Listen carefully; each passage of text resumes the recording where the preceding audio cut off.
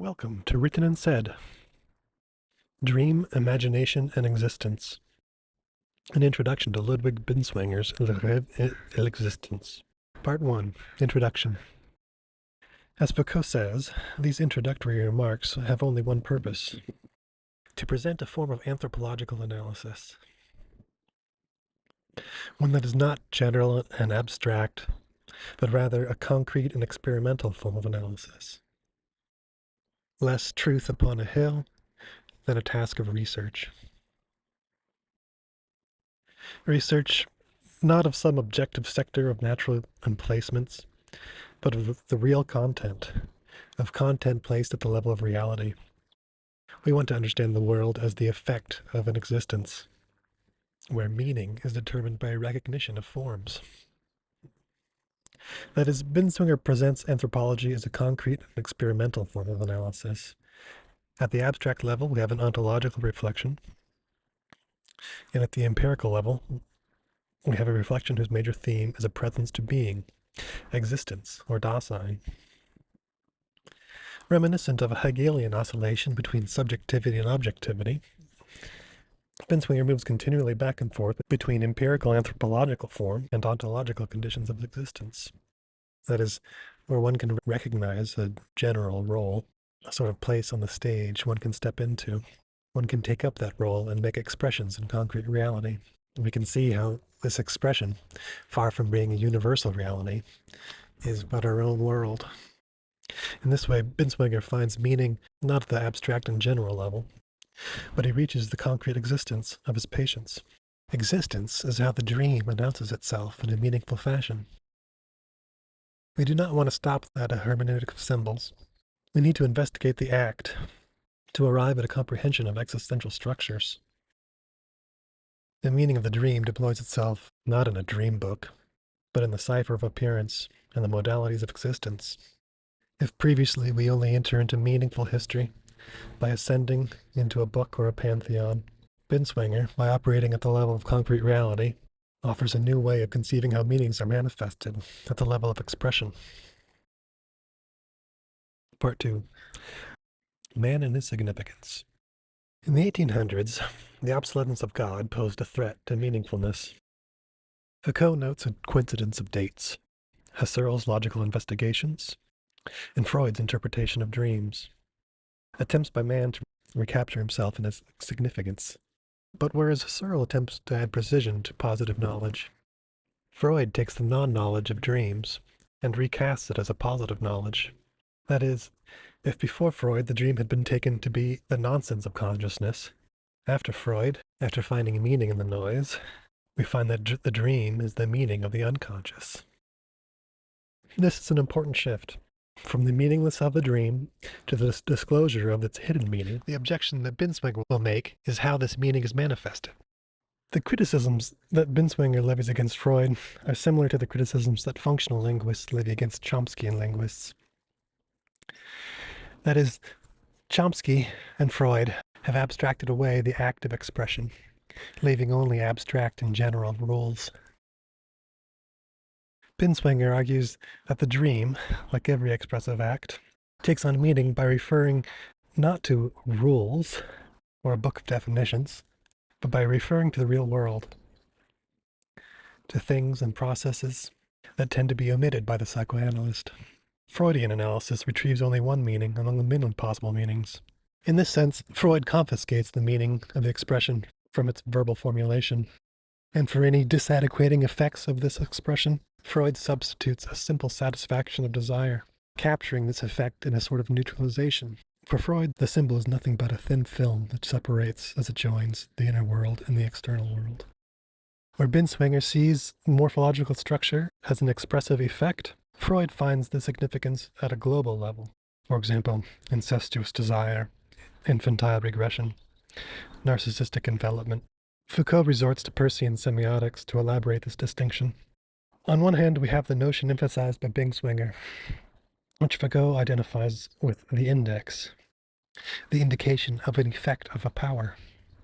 For example, the waterline of a lake, or the star-shaped impression in the snow that indicates a fleeting fox.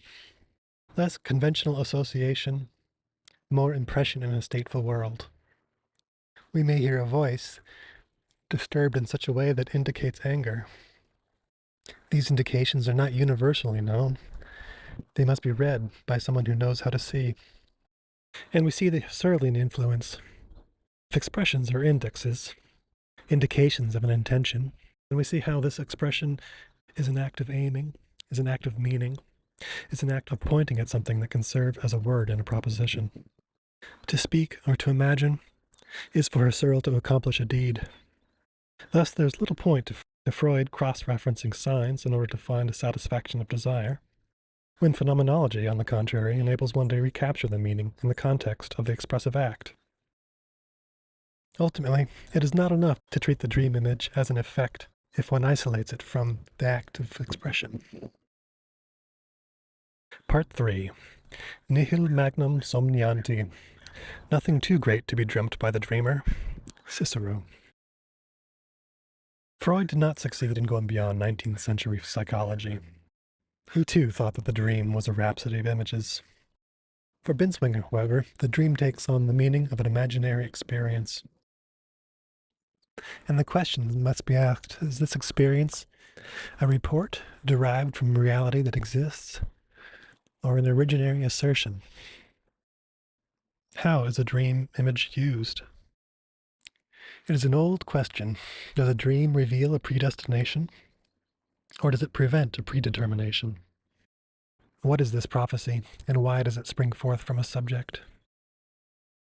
If perception involves the opposition to the world, the dream surmounts this opposition. It's a far-sighted vision. The idios cosmos of the dreamer elaborates perceptual contents into an isolated universe. Thus, the dream does not so much betray internal mechanisms, but rather it brings to light original freedom, albeit an alienated freedom.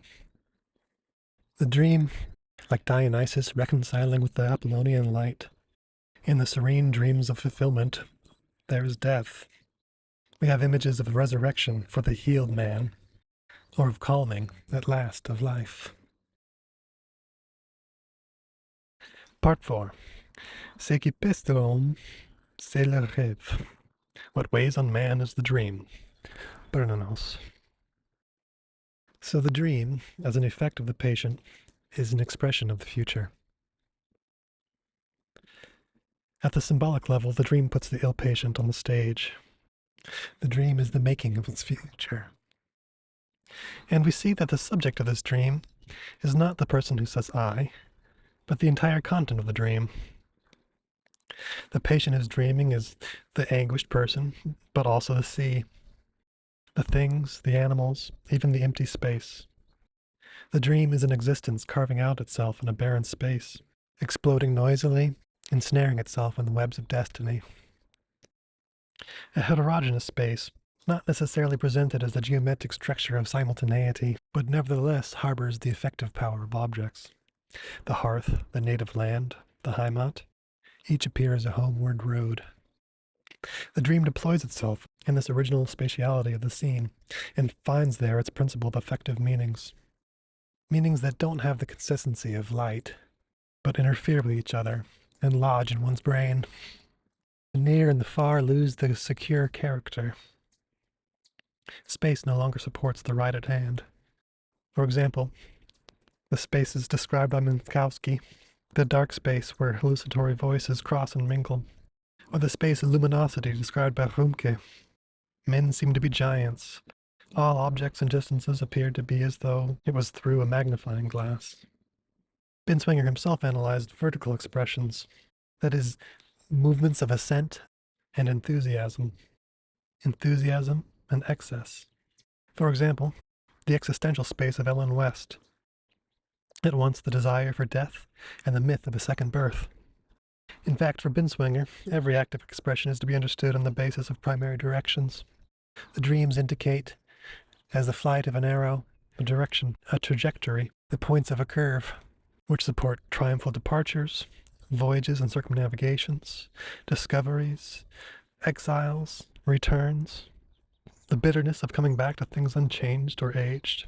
We have epic expressions, odysseys. We have lyric expressions, the Apollonian and Dionysian loss of oneself, the alternation of light and darkness where existence plays itself out, and finally, the axis of tragic expression, of ascent and fall.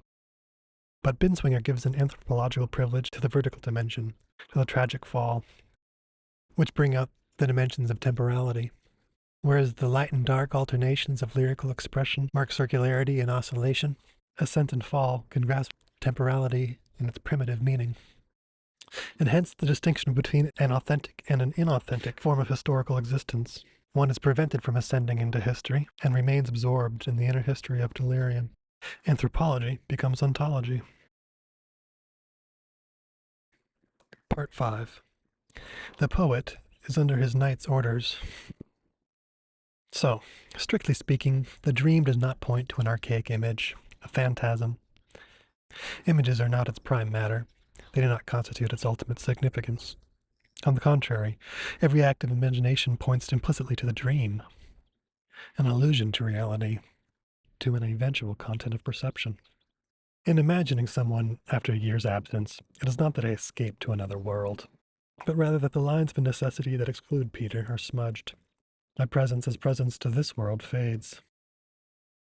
I experience not another world, but this very one, and is entirely new to my presence, penetrated by my presence, belonging to me as mine.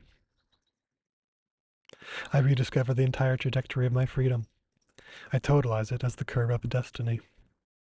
And this is why the major forms of imagination are aligned with suicide. I would no longer be present here or there, but everywhere, in every sector of a world transparent to me. I do not cancel the world or myself. I make myself world. And under such a schema, to commit suicide is the ultimate mode of imagining, not as the negative side of reality, but the meaning of reality is disclosed. That is, it is not a mode of unreality, but a mode of actuality. Here it is important to understand that the image is only the resulting effect. Bachelard identifies this issue, but wrongly concludes that this movement culminates in an image. On the contrary, the image does not seem to be made of the same stuff as the imagination. The image which takes on the crystallized form, which always borrows its vivacity from memory, is not so much the culmination of imagination, but the moment of an alteration. To have an image, a form, is therefore to leave off the act of imagining.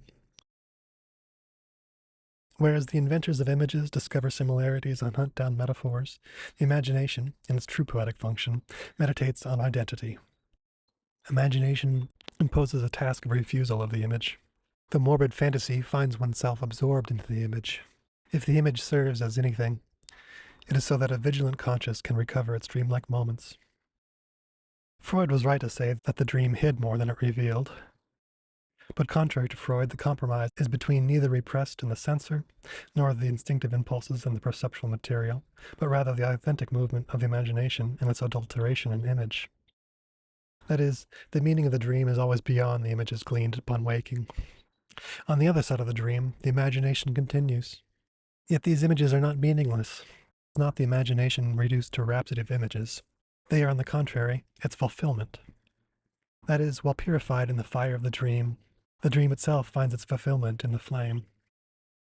And here lurk all the problems of expression, all the problems of style, all historical moments whose objective becoming is constitutive of that world whose directional meaning for existences are exhibited by the dream. We see that the dream can be a freedom that has not reached its universal moment in an objective expression. The imaginary is the milieu, the element of this choice. If the meaning of the dream is placed at the heart of the imagination, we restore the fundamental forms of existence. We reveal its freedom. And finally, one can designate its happiness and unhappiness, since happiness, in the empirical order, is the happiness of expression.